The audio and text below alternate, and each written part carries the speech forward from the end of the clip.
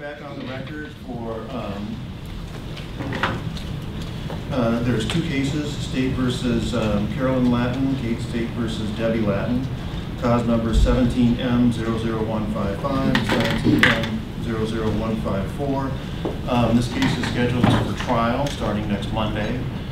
Today is the day for confirmation to confirm that we're going to trial, or both parties are prepared to confirm to go to trial here next week. Also, there's motions in limine, both have been filed by the state, as well as on behalf of the Latins. We're going to deal with those. And then, but before we do that, I'm going to address a couple of things. First of all, with regard to, and I know that there's been permission, I meant to say this last time and then I forgot. I know there's some media here. We're being filmed, and I think the Daily Olympian's here as well. And that's fine, people have asked for permission on that, but when we go to trial next Monday, I am going to have one pretty strict rule in place that I want any media to adhere to, and that is, I don't want any filming of any jurors. You know, we're here, we're part of this process, we accept being part of this process. The jurors are here fulfilling their civic duty, and I just don't want, that's going to be my rule. And if people oppose that, if they want to brief that, they're welcome to do that. But as an initial outset, in terms of filming, no filming of the jurors. And that'll be the one rule I'll put in place in terms of filming from the media. But the media, of course, is welcome in court. They can do everything that they want to do to appropriately report the case. The other issue I want to address before we get started. It's not date stamped, but I know it was stamped. Subsequent to the last, so no, it was filed. Subsequent to the last hearing, Mr. Cover, on behalf of the Latins, filed an affidavit of prejudice against me. I do want to address that before we get started. And an affidavit of prejudice, as we discussed at the last hearing, folks are entitled to an affidavit of prejudice as a right. Under certain conditions, and that's governed by Rule 8.9 in the rules of criminal rules of courts of limited jurisdiction. It needs to be filed before a judge has made any discretionary ruling, which isn't the case because I've made a few discretionary rulings with regard to this case. And so, but then also if the judge has made any utterances or comments that calls into question his or her ability to be a fair and impartial judicial officer in this case. Mr. Cover addresses two comments that are attributed to me, and I'll address each one of those, I guess, in reverse order. I did indicate that at some point during my comments on last Friday, I think I made the comment that it was a political case. I just want to explain that briefly. We had a conversation about Commissioner Edwards. He was present in court, although I don't see him here today. He's not. There was a discussion, and then there's going to be subject to further discussion today as to whether or not he's going to be allowed to testify. I raised the issue of the conflict of interest, which was reported in the paper. I guess my only comment there was that there are some political issues in this case which aren't typically present in a case in district court. And the other comment that Mr. Cover cites with regard to, in support, I should say, of his affidavit of prejudice, that I was pressuring his clients to take a deal from the state. A deal, and again, I'm quoting from his brief here, a deal which would cause them to give up at least a portion of their rights. And I guess I just want to say to that, to the extent that people understood me to pressure the Latins to do something, tells me that my comments were misunderstood. Because I'm not in position to pressure anybody. I'm not in position to force anybody to do any sort of a deal.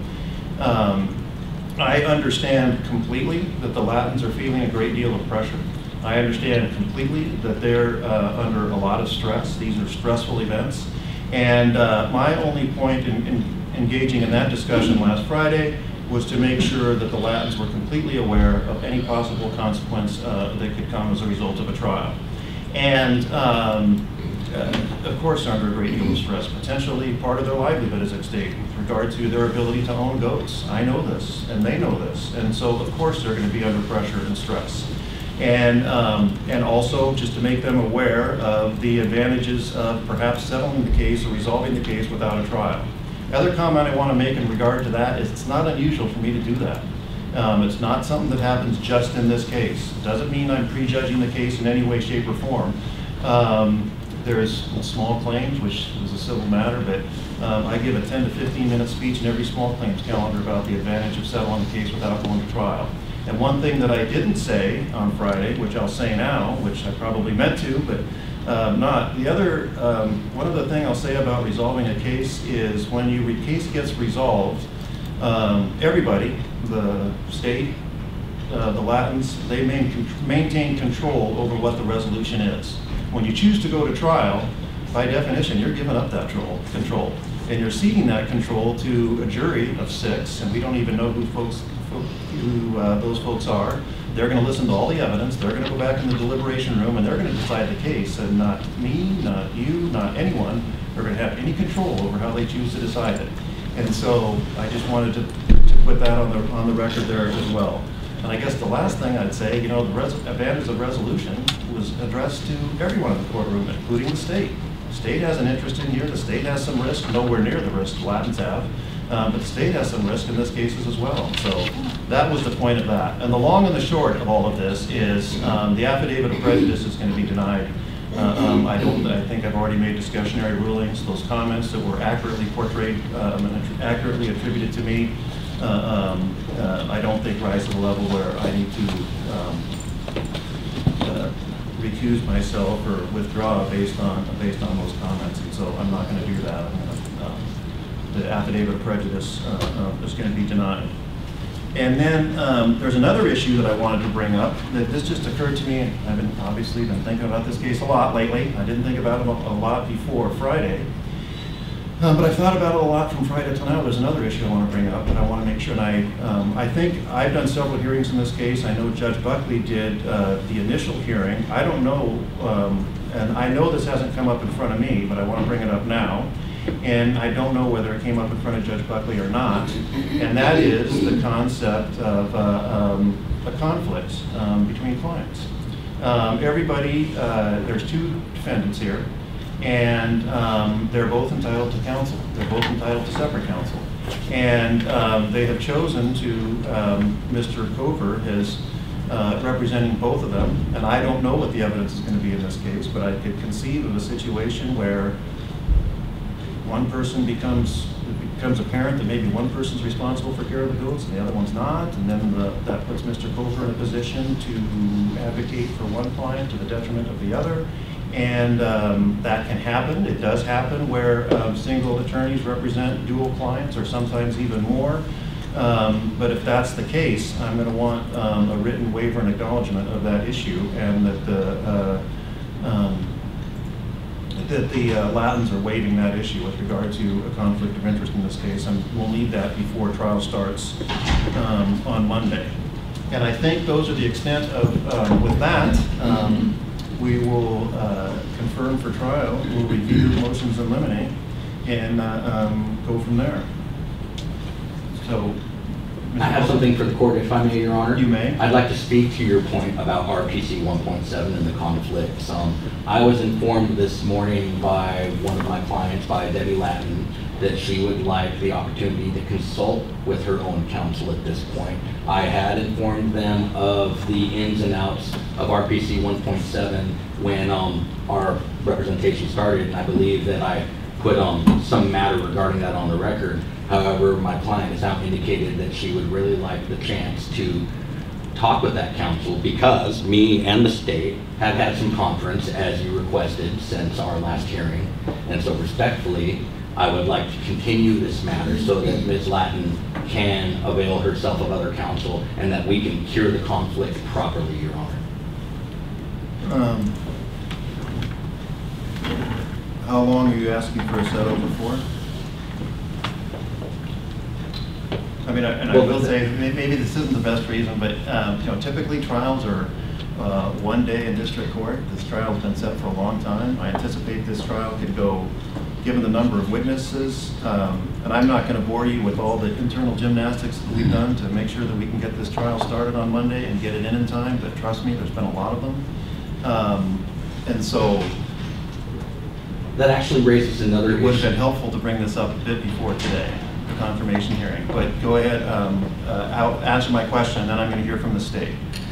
Also, Your Honor, there has been, speaking to your point about the scheduling issue, there has been an email circulated by Ms. Garrett indicating that there has been some difficulty in procuring a courtroom that could accommodate this matter.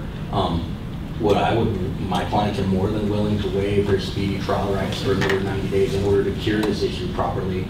We'd be looking for a set over till maybe, if we were to make the commencement date today, we'd be looking at the first week in January, if the court would entertain that, Your Honor. Who's handling this for the state? I'm going to handle this issue, Your Honor. Mr. Lippert, I have First, Your Honor, I was informed by Mr. Cover, I believe it was yesterday or the day before, doesn't really matter, about a potential motion for continuance based on in the interest of justice, was what the term that was used to me. And I indicated to him that we were going to oppose any motion for continuance because this case has been going on for months and needs to be resolved as quickly as possible. This is the first I've heard of a potential conflict of interest between Mr. Cover and either of his clients. It's been several months that he has represented them in this matter, and this issue has been apparent from the beginning. And to have that be raised at this juncture is very convenient when it's coupled with a request for a continuance in this matter. Now, the state has no issue with either of the defendants seeking their own counsel. That's not the problem.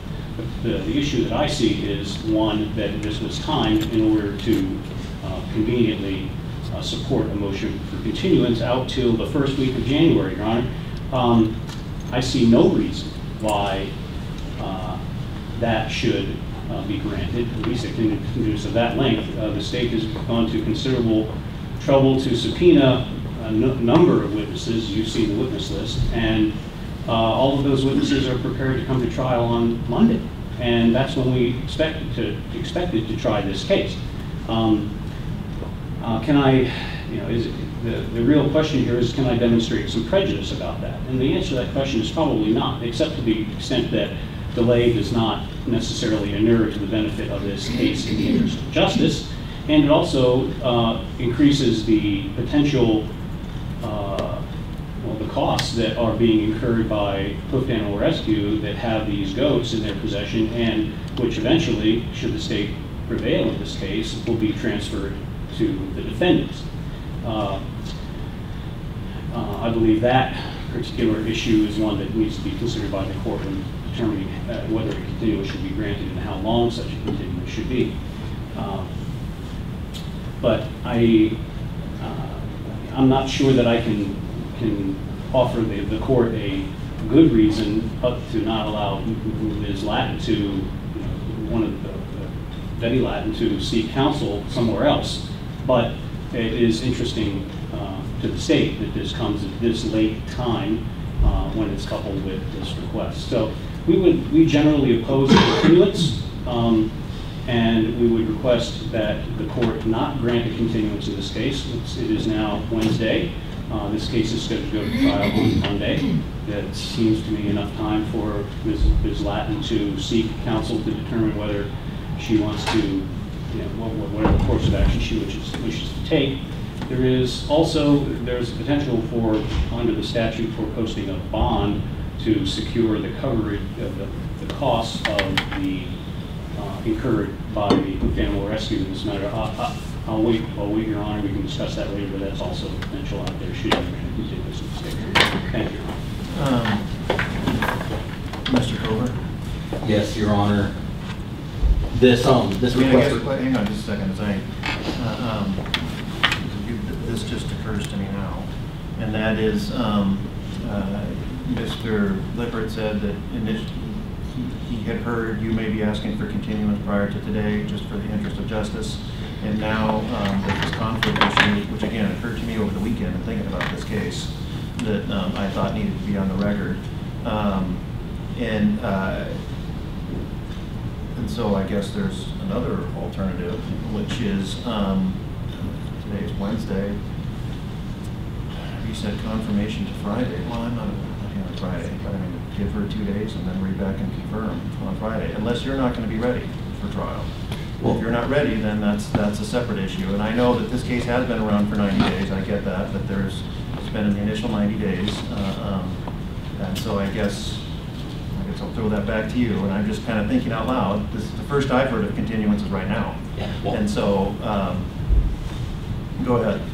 I'm ready for trial, Your Honor. My concern there that if Debbie were to choose different counsel, that attorney would need time to get ready for trial. So, and also I would just like to put it out there that the catalyzing event for this particular request for continuance was my discussions with Mr. Young and Mr. Lipper on Friday. Mr. Young asked that I provide some sort of formal codification of an offer that we discussed, and when I put that to my clients after the request for continuance, that's when this issue under RPC 1.7 came up.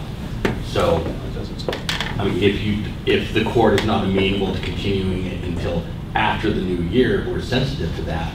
But we're also looking at the global issues here where we have, we need sufficiency of counsel, we need the logistical concerns for the district court, and to set this over until after the new year would be advantageous to all the parties. I mean, the only thing that we're talking about here is reissuing new subpoenas. However, putting it out until after the new year would give everybody time, myself, yourself, the entire court, to accommodate our calendars with proper note, with extensive notice.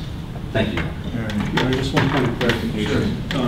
Mr. Cover seems to be indicating to the court that the first discussions the state has had with the defendants counsel regarding a resolution of this case outside of trial occurred this week. That's not true. That's not even close to being true. The state has been seeking resolution of this case literally from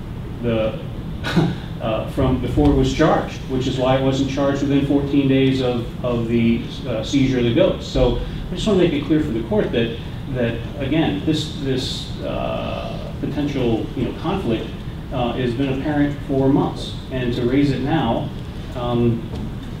it's disingenuous in my opinion, and smacks of gamesmanship. But I'll leave that to your honor. Thank you. Let me say that I deny Mr. Lipper's characterization. Thank you.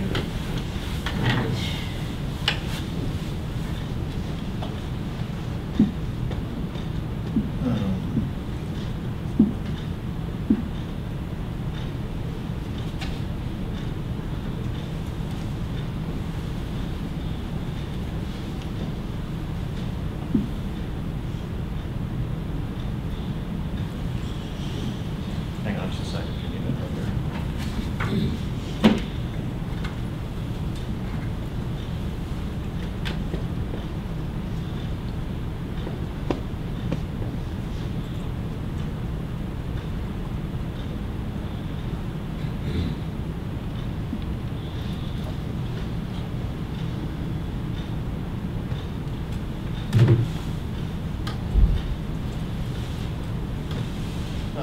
I'm going to step off for a few minutes and consult with some staff back. All right.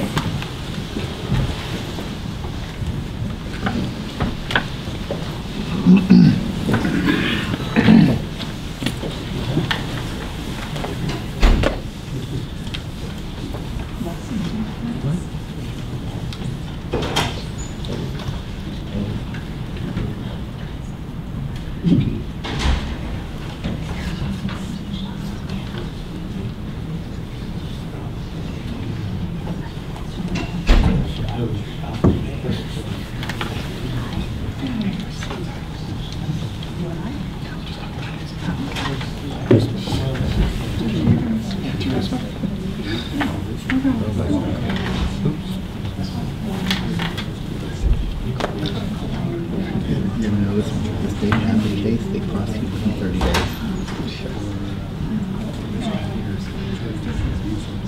They had to hold my shoot for almost a year. They got nothing. They lost. Whatever happened to the shoot? Five of them died in their custody, and I believe the other 6 went to the auction down in Lewis County. That's what we found, the auctioneer that handled Lewis County and Thurston County seizures. Now, we can prove that. Go down the rest of the services of the county is making $1 off that. That's the definition of theft. That's why I can't do that. So I contacted BLM. They got me in contact with the branded agent. I've asked Carolyn to do a insurance claim. Now allow the branding agent to come check the animals and make sure that they belong to that. And then I sent you the sentencing guideline. It's 2 to 7 years per animal. The average is 2.25 years. That's what it goes.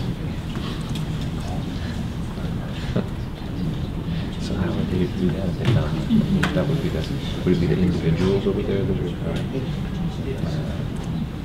and who's animal rescue because they're like a corporation. They're stealing animals. You know, they have to have that on site before they take the animals off the property. They can't take the animals on a week later decide to crime. They can't do that. And now they're in trouble. They've all took the evidence. So that's what they did with Bowman. They took the plant matter before it was tested, and then they dried it, they trimmed it, they bagged it, got a license, and they claim you need a license. They claim they're immune, but the state can't show any immunity to the Litchfield County Sheriff's Office. And then February 2nd, crime labs tested it. They altered it from THCA to THC. THCA is the controlled substance. Or I'm sorry, THCA, the acid form of wild plant, otherwise you have to go over Scott. Right. So a man has to alter, they have to bring it to 191 degrees and change it from an uncontrolled substance to a controlled substance for conviction. That is a crime altering evidence. That's why the state is having the appeals court is candy coating the Bindman case over the velocity. We got to the 19th to put the defendant's brief in on top of the appeals brief. That's what we're doing right now. Yeah, that Court of Appeals is rather hit and miss over there. Well, they wanted to retry Bindman now. What their recommendation is. Huh? The court was a sham. So he beat 2 of the 3 felonies, so the only one they can charge him for a second time would be manufacturing. But he's already paid the penalty. He's already spent his time in jail. So how can you retry somebody when the penalty's already been spent? They increase the penalty, they can't do that. Right. And they took his property without trial. They called it contraband, which is treason.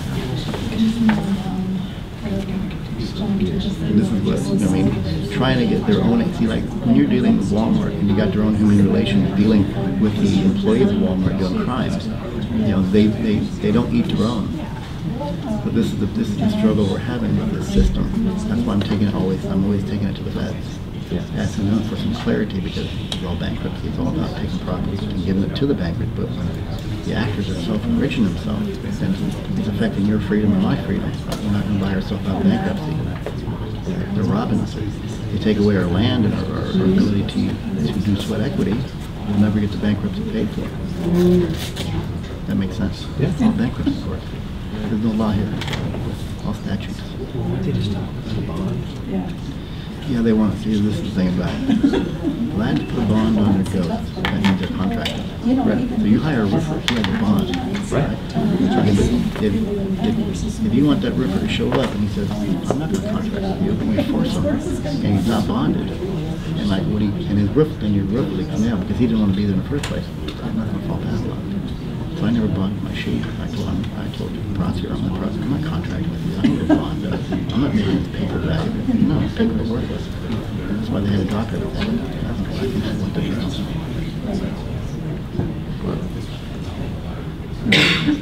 That's what I was concerned about. It always comes down to some sort of money transaction. So I'm not sure if I send it to you, but you can win a case. Right now they're talking about the interest of equity. These are courts of equity, not courts of law. Right. All right. Thurston County District Court is back in session. You may be seated. And so,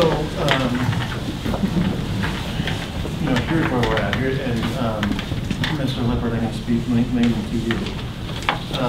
Given your concerns you raised, I think this conflict issue is a real issue. If we could leave the trial date set, come back for confirmation in a day or so, and Ms. Debbie Lattin, wants a new counsel, that's going to necessitate a continuance.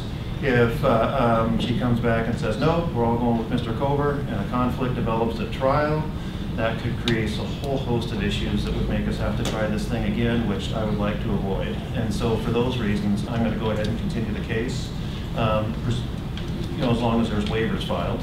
And but we're not going to continue as far as requested out after the first of the year.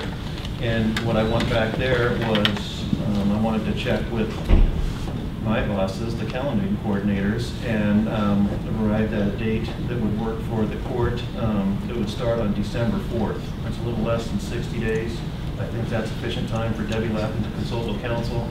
And we're not going to set a pretrial. If something breaks and something develops where something can be worked out, I'll leave it to counsel to note that on for resolution. And again, that's a hard date. We're going to trial on December 4th, so people need to be aware of that. And again, also, I'm mindful of Mr. Lippard's conflicts that other than deficiency of the system, the state's not really prejudiced by the continuance. And so we're going to set court dates. Trial date will be on December 4th, and we'll have a confirmation date also on the preceding Wednesday, which will be November 29th. Notices get issued for, all these. I'm still going to be the judge. I will say that. And then all these other issues that were raised on the motions, we'll just keep those in my binder until November 29th.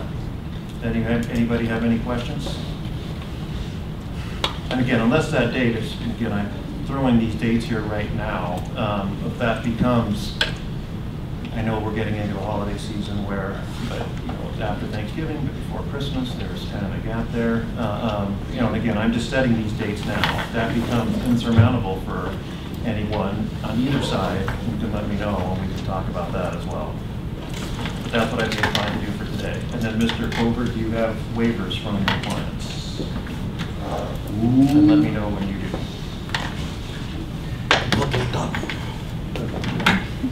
And Mr. Young can give you a tutorial on our electronic waiver system if you'd like.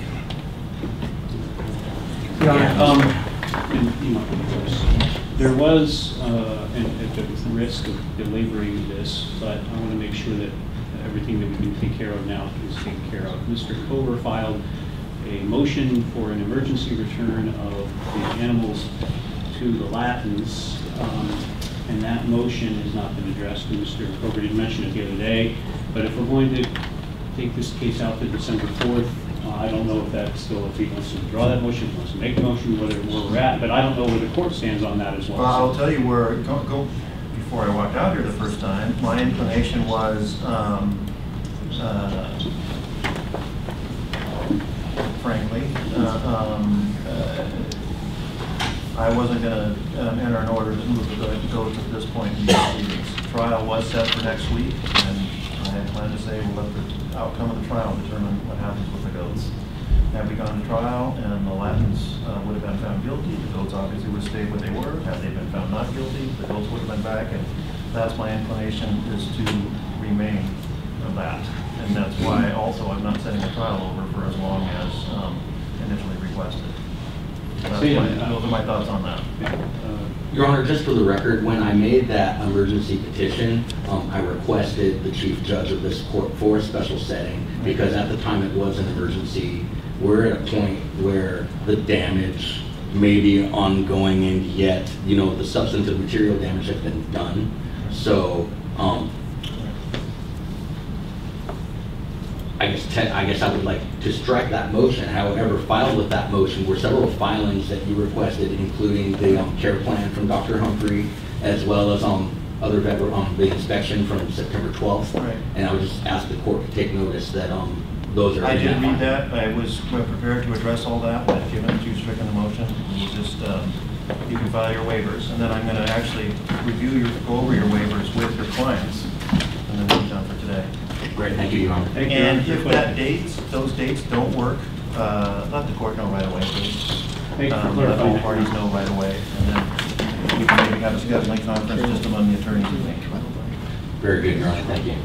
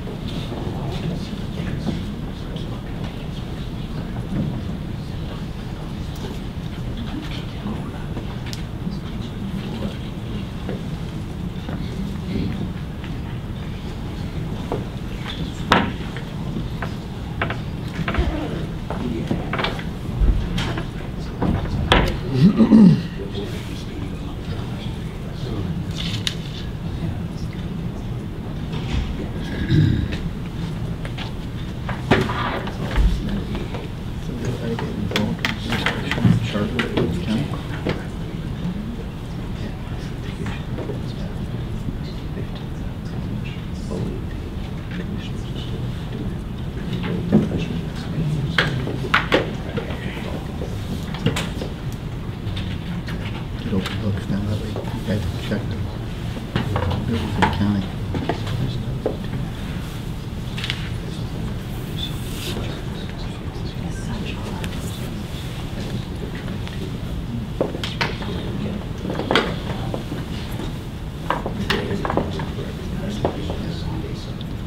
And there's nothing.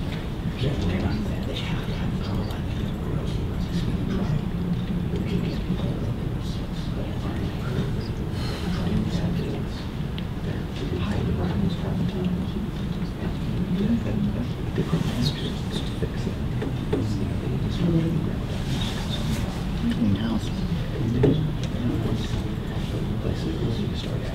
That's where 80% of our funds come. You know, while people are dying, there's a guy that has administration very through it. 2 months. Came down. Your Honor, while we're here, we have an indigency form filled out already. Would it be possible to sort that issue away right now?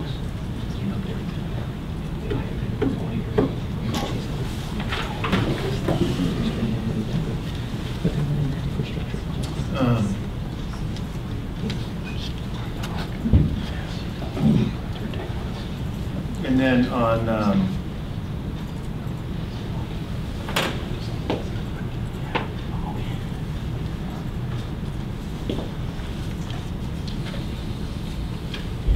you know, in the take-home pay, typically when one fills these out, that's monthly. Is that the monthly take-home pay? I haven't reviewed the form, Your Honor. So here's the thing on court-appointed counsel.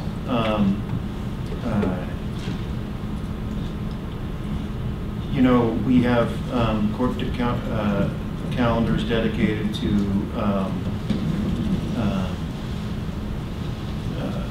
people in need of public defense, and we see those people every day.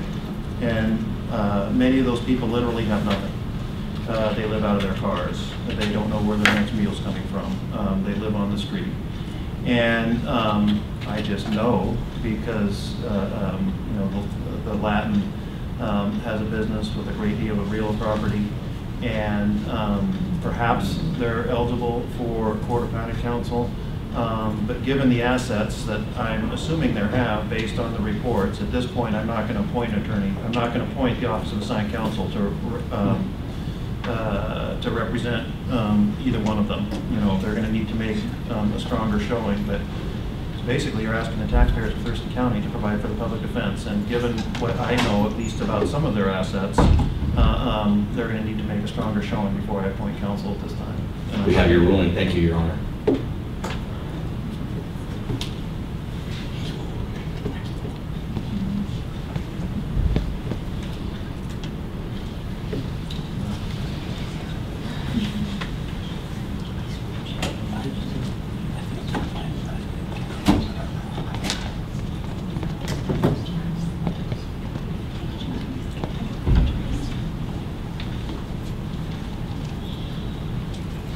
I have signed the document, I reviewed it with my clients, and I believe the court should have both speedy trial waivers at this time, Your Honor.